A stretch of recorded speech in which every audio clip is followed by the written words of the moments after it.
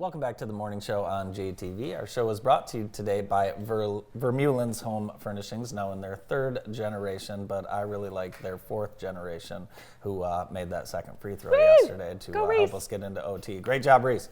Our show today is also brought to you by the Center for Family Health, and they are inviting you to be a flu fighter. You can visit the walk-in clinic, or if you want, just give them a call, 517-748-5500. The Center for Family Health has been opening the door to healthcare for all for more than 30 years.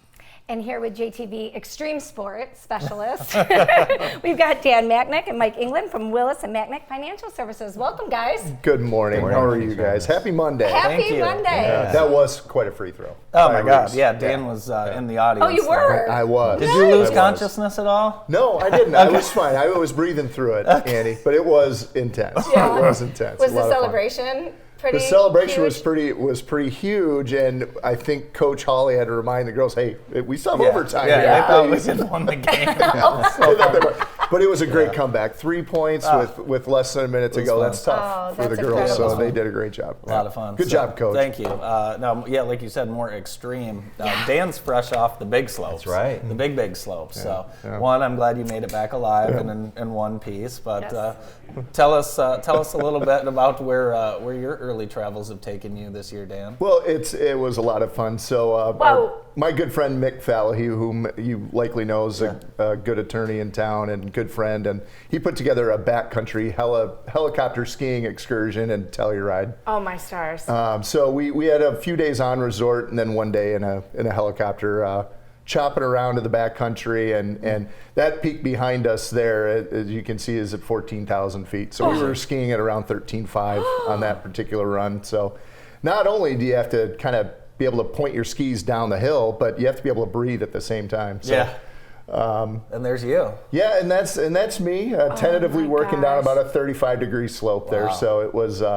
It looks like it's just you in the snow. It was us in the snow. So the tracks you're seeing are the first ones cut that day. It was was really, really cool. Very, very wonderful experience. Just, I've been skiing my whole life and had never done anything like that. That's so cool. I was going to say, how do you of fun. prepare for something like that? Yeah, Jen, you think you're in pretty good shape. Well, I'm in good shape for Michigan, and then you get out there and you try to do things like just put on skis at 13,500 feet. You realize you're not in as good a shape as you thought. Oh my gosh. So, that looks like now so I know much what I fun. need to work on for next year. Yes. Did you stay hydrated? Yeah, there was hydration. Yeah. And libation? Yeah, sure. Not that day though. There was.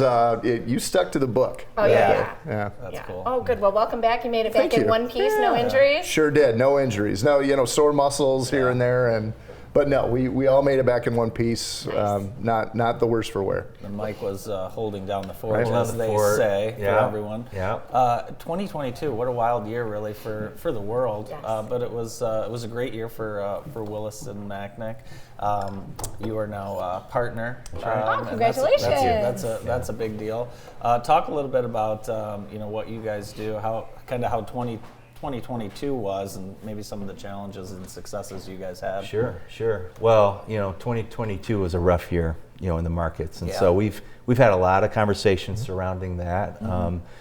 Pretty clear that we had a bear market, right? Yeah. And so all of the statistics point to that in terms of the length of a bear market and the amount that the markets will come down. And so, for a lot of our conversations, we're talking about, hey, look, the markets have done what they're supposed to do. And that doesn't always make you feel great because you still don't like to see it. But when you take the long-term perspective, it does help to understand, like, hey, every 5 to 6 years, this is what happens. And we'll have this conversation again in about 5 or 6 years. And people were very calm, I would say. Yeah, for me, it was. You hear all the bad stuff in the news. Here we are, mid-February already, though, and it seems like talks of inflation has cooled. Maybe our consumer habits have changed, but how is inflation? Has that cooled off or leveled a little bit? Yeah, well, it's going to be persistent for a long time. What we've seen really since, the last time we had an inflation-driven correction like this was it started back in the 60s. Yeah. So, and our parents always tell stories about mortgage rates in the 18 to 20% range. Right. Well, we didn't get there, thank goodness, right? Because that was inflationary pressure that was just unbelievable. But really, that's the last time we've seen a market driven by inflation the way we had in 22. A year in which stocks and bonds both fell in the same year. That hasn't happened since the late 60s as well. And it's just no place to hide, really. So, yeah, we're seeing signs that the Federal Reserve's policies and their stance and the moves that they've made have had some impact, right? We were really, really high inflation rates late last year. We've seen that start to come down. Do I think they're going to get back to 2% sometime in the near future? No, I think that's going to take a long time. But I think the economy, with the way it's grown historically, can really support a 3 to 4% inflation rate and be very, very healthy and continue to grow. So the Federal Reserve is really working to get us back to that point, but here we sat during an economy that was shut down from a manufacturing standpoint due to COVID. So things weren't being produced, yet you and I are sitting at home and we were stimulated by a lot of funds. Right. Exactly. And what do we do with those funds? We buy. We buy until the goods run out. And that's what really led to the inflationary pressure that we saw. So. You're so wise. Well. So we're coming up on tax time. We are. My least favorite time of the year. So what suggestions do you have for people to get ready as it's time to file taxes? I think the best thing you can do is make sure you're working with a professional. I know a lot of people try to do this themselves, and a lot of are capable of doing it themselves. What I do know is that we've heard from our tax partners that TurboTax clients are their best clients because they get to fix a lot of stuff. So make sure you're at least soliciting and seeking the advice of a professional, especially if it's not just a W-2 tax return. If you have any complexity at all with respect to investment properties or whatever the case may be, pension income, make sure you're consulting. Make sure you're fully funded on your retirement plan benefits, right? So that can save you a lot of money in your current tax year. And is there an opportunity to invest yet this year that could be reflected or beneficial for your 2022 taxes? For some of your plans, you do have up until tax day to be able to contribute still. So it's also a great time to for some of your after-tax dollars to get those into the market. Right? So as we think about potentially we're nearing the end of that bear run, starting the beginning of the next bull run. So a great time to get in now.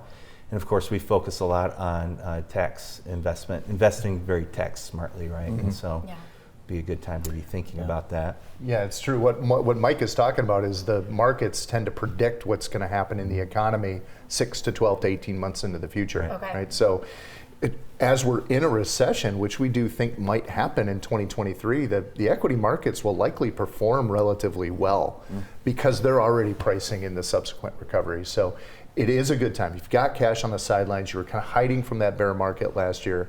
It's a good time to consider options. Talk to your advisors. Right.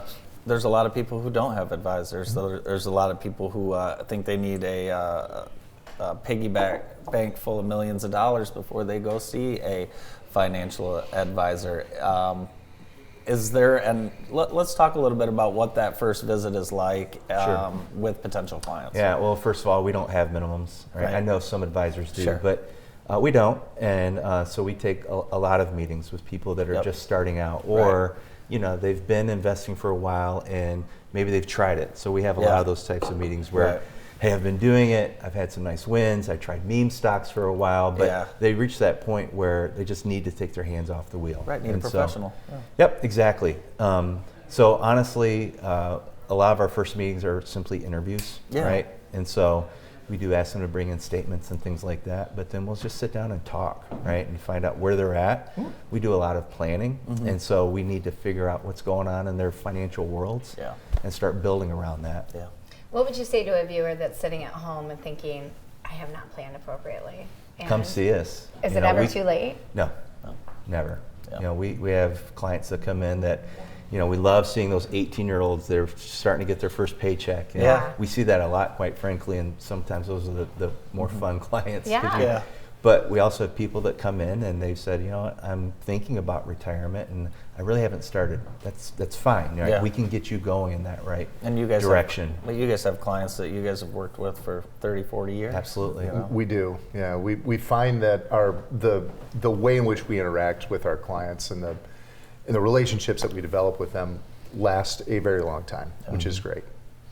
Is it too early to start thinking about golf season? No. No. Can we please start talking about? I Look, was- I'm Not at done all. skiing for the year. One, Andy. yeah, That's I was enough- gonna that's say enough one for of our me. guys played 9 holes over the weekend. Really? So yeah, I think you and I Where? could have Played in played 9 holes Kalamazoo. had we not been in East Jackson's gym for all day No, yesterday. but- Jake, like I- Jake, my son's been out 3 Has times he? on the short course. No kidding? Already. Yeah. I always say Nice. this though, Dan. Where would you rather be?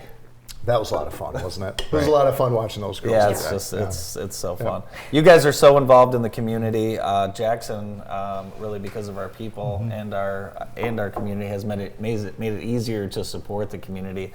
No change of plans for you guys in 23. You guys will be out and about everywhere as usual. We try to support a lot of things in the community. We have a really strong partnership with the higher education institutions in town. I'm a huge supporter of Michigan Theater, as you guys know. Yep. So they're undertaking a giant capital campaign, which I like to get involved in, and certainly the Phil and Pat Willis Foundation and other private foundations that I sit on are getting involved in a big way. So we're really excited about what that's going to bring to the community, and hey, we're always open for new ideas, sure. right? Awesome. So we love the community. It's been so good to us, and Yes. we want to make sure we support it as well, Speaking of as the you Mission do, Theater. Yeah. as Right. you guys do. That's right. Well, it's Both of great you. to catch up with you both today. Thanks for being here. Thanks for all you do for Jackson. Thanks for having me. Thank you. Of course, Dan Machnik and Mike England from Willis and Machnik Financial Services. Jan Janke joins the morning show right after this break.